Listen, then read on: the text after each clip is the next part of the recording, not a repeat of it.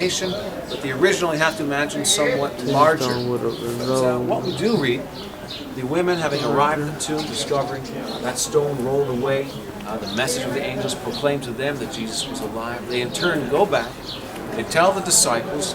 Initially the words seem like nonsense to them, but Peter and John run to the tomb. They bend down and they look inside.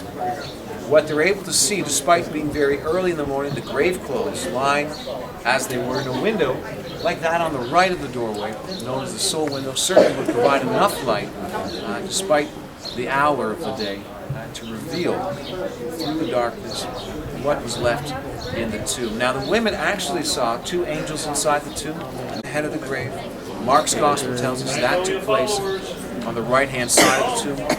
And likewise, what you discover as you step inside, standing within the entrance, the weeping chamber, looking to the right again, where you'll see two graves. And they've been cut in Jewish fashion, facing the east, meaning if you were to sit up on the day of resurrection, you'd be facing the rising sun. But certainly, the Jewish tomb, certainly, at least that first century, despite a few later additions, not only these stones you see at the entrance compensate for part of the wall that's collapsed on account of an earthquake, but a few crosses. One you'll notice on the inside, painted on the far wall, looks something like this drawing. What you'll be looking at today is a replica of what now lies beneath a protective layer of limestone mortar that covers these walls. We've done that on the recommendation of Israel Antiquities Authority, but it was during the 4th century that Christianity was legalized in the Byzantine Empire, from which time this cross dates.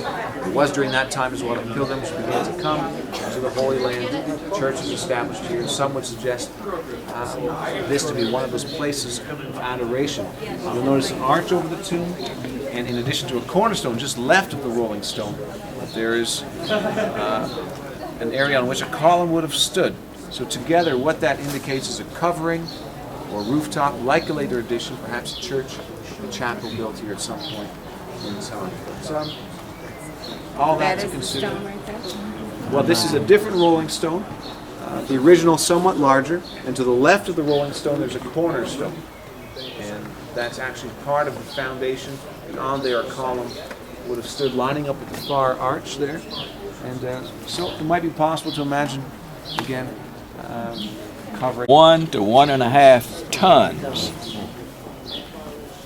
And Billy Graham said once that he could just picture that angel coming down and with one finger just rolling it away.